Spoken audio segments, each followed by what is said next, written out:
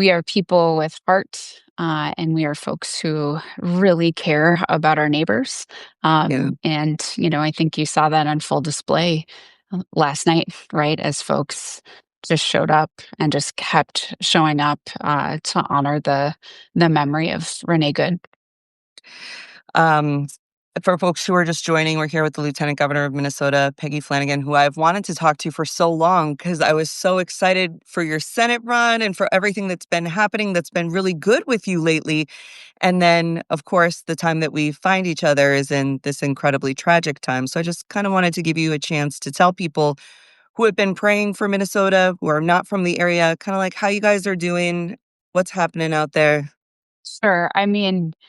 Uh, I think the first thing I would say is just like my deepest condolences and sympathies to the family and just loved ones of Renee Good. She was a mom of a 6-year old, and I just keep coming back to the stuffies.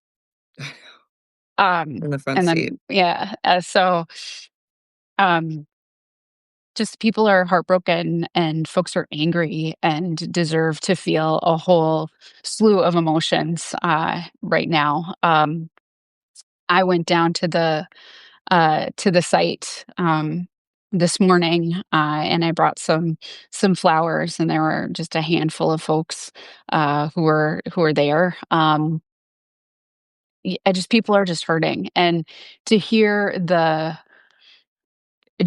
I mean, blatant lies that are coming Mhm. out of Donald Trump and Kristi Noem, and somehow trying to insult the memory of Renee Good, who they're calling a terrorist. Like, this is outrageous, and we have to call it out. And so um, it feels like we've been just experienced trauma after trauma and heartache after heartache. But just knowing that Minnesotans are resilient. I was visiting with a lady who was down there, and she said, "Can I give you a hug?" And I was like, "Of course, right?" And she said, "This is just what we do, right?" She's like, "I didn't know what else to do but just come down here and just be together and hug people." And so, Mm. that's also who we are as Minnesotans. We're gonna, bundle up and show up for each other.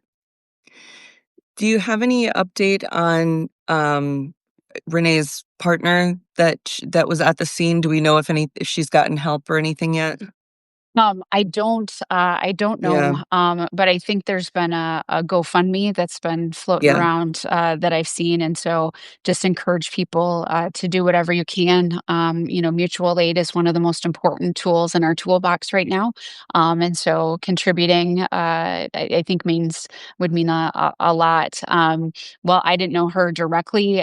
There certainly are people in my life who are friends with her, and mhm, I cannot imagine, and the fact that, mhm, her child is, lost her dad a few years ago, I just right, it's too much, so anything that folks can do to support, I think, really matters, and honestly, right, Renee Good, deserves justice, yeah, and deserves, independent, and transparent, investigation that conducted by state officials who are not right involved in this incident. And right. when Kristi Noem has already decided she's, judge and jury in this case, and is saying ridiculous things, right, from a camouflaged, It's always a like show. gas and It's like always I'm cowboy surprised hat. there Yeah, wasn't, Sparklers, Erica Kirk a hundred style for her percent. thing. I mean, it's just the absurdity of these people. I was watching one video.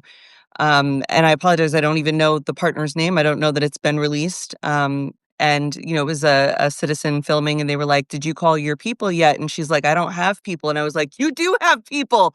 We are gonna be your That's people, right. lady. Like, don't even worry about it. You have people." Like, in that That's moment, right. for her to have felt alone, I was like, "Oh, she doesn't feel alone anymore if she's listening or if this gets out there in some way, like, you have people."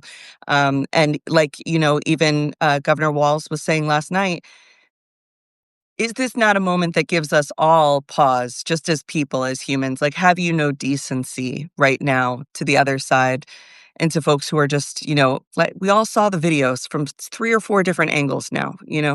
That's right. I mean, and this whole idea that somehow the role of ICE is, about public safety, that's a bunch of bullshit, right? And like Yeah. we have to be like incredibly clear even before this incident, right? So these masked agents are coming into community by the thousands now, right? Um detaining American citizens, passport carrying American citizens, Mhm. throwing folks into vans, arresting innocent bystanders. And like literally just yesterday, after Renee Good was killed by an ICE agent, they're on school grounds at a local high school, right? There's chemical agents being dispersed, and there are children present. ICE makes us less safe. And I just like, we have to repeat that over and over and over again. And they have to get the hell out of Minnesota. And um, I just, and say this like a related heartache is the fact that our speaker, Melissa Hortman, Yeah. was taken from us by someone who covered their face and was Mhm. posing as a law enforcement, right, like official. Right.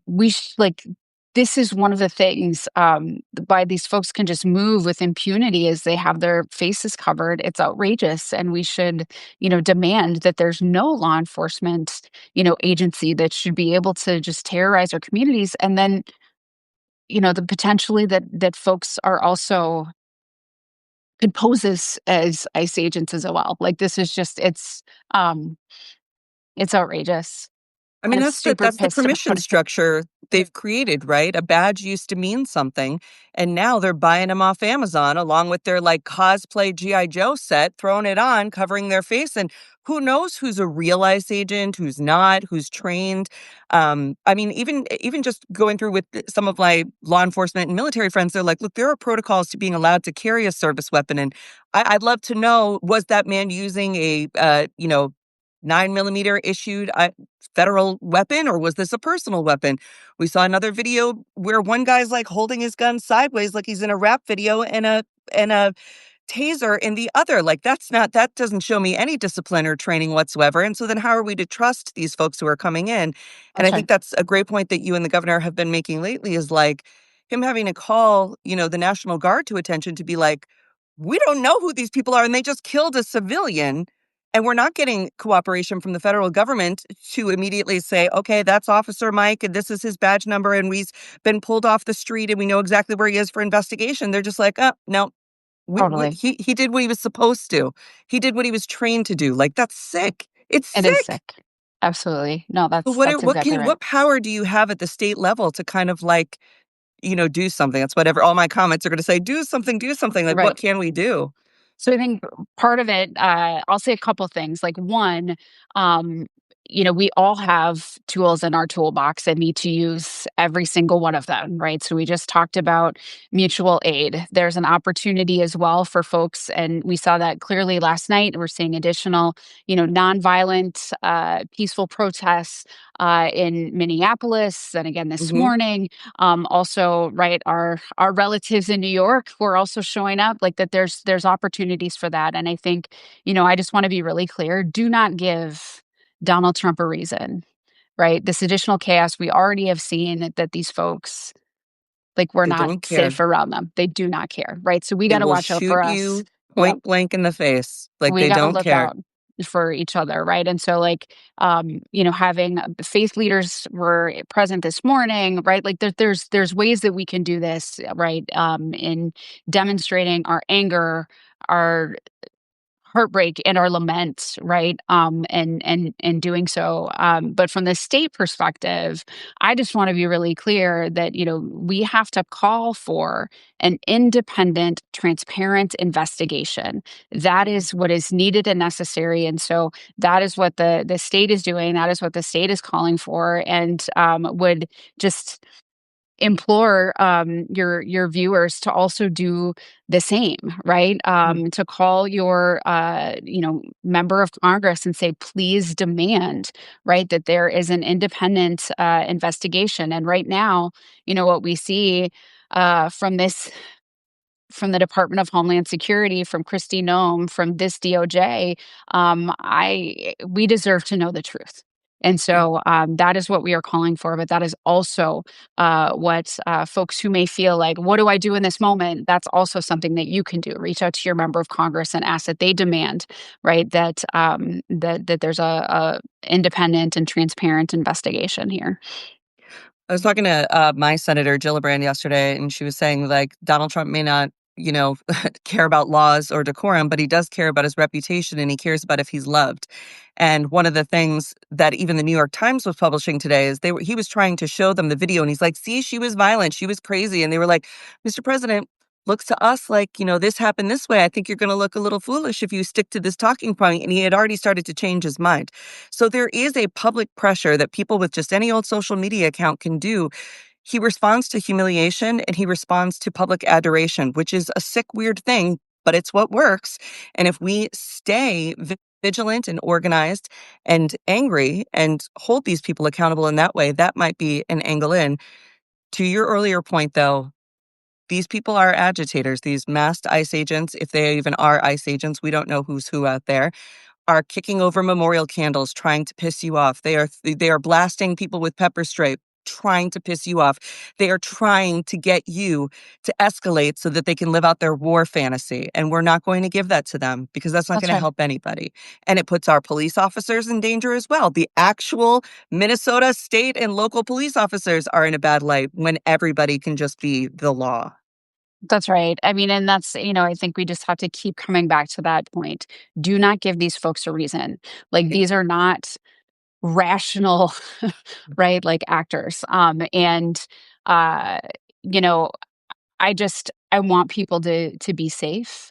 I want folks to ask for, accountability. And I want us all, right, to be able to be here, to live to fight another day, right, against the just you know, authoritarianism that is coming out of the Trump administration and Washington D.C. And we have to, call it out whenever we see it, and wherever we see it.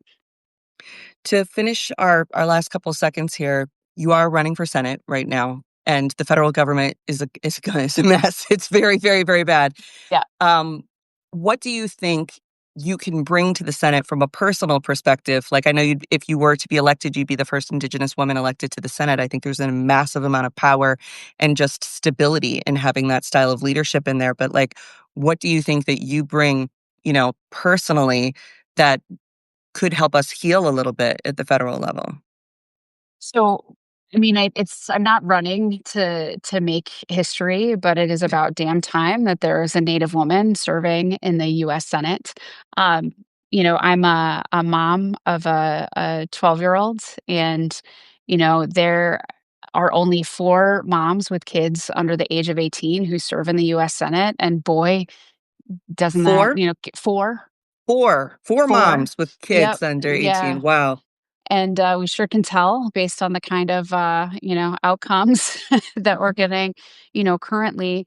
And, I'm running to make sure that people can afford the lives they wanna live. I'm a kid who grew up, using SNAP, right? Section Mhm. 8 is what paid for, the rent. I'm alive because of The Medicaid, red and lunch ticket crew. that's Yep. exactly right, right? And as a kid with a different colored lunch ticket who carried a box of commodity cheese under my arm like a football, I Mhm. think if there are more folks like us who have that perspective, right, serving in the US Senate, we certainly, this big ugly bill wouldn't have gotten across the finish line. But as we're talking about ICE, I actually think this is a really important place of contrast between me and my Democratic primary opponent, Angie Craig.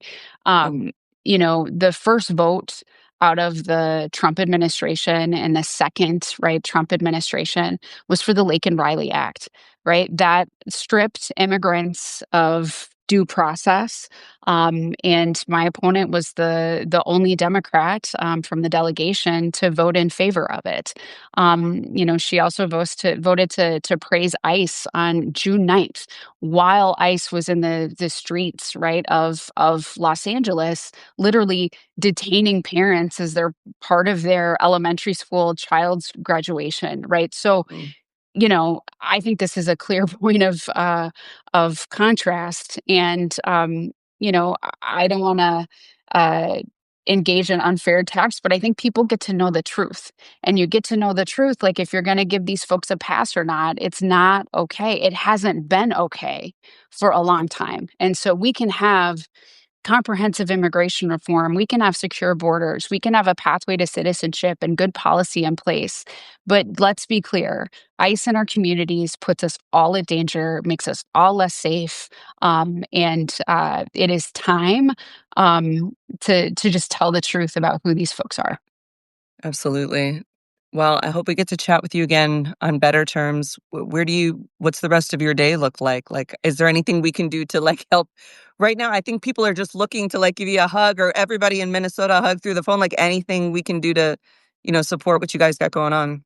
I would say continue to lift up the truth, right? We all have eyeballs, right? And so can see, this incident from multiple angles, right? Is in direct conflict with what Donald Trump and Kristi Noem and this administration are trying to tell us. They're trying to tell us, like, do not believe your own eyes.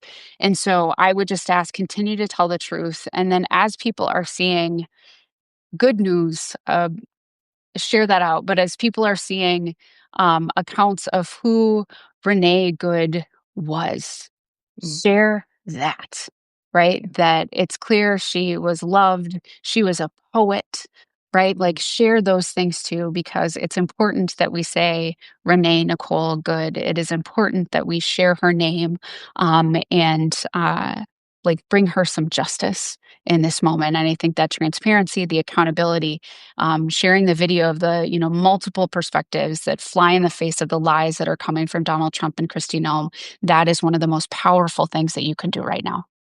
Absolutely. Lieutenant Governor, thank you so much for taking the time with us. I know that there's a lot going on out there. Just know we're all thinking of you and genuinely, wishing the best for Minnesota and a brighter, more peaceful future. I know that's what you guys want to. Absolutely. Thanks so much, V. Appreciate you. Thanks.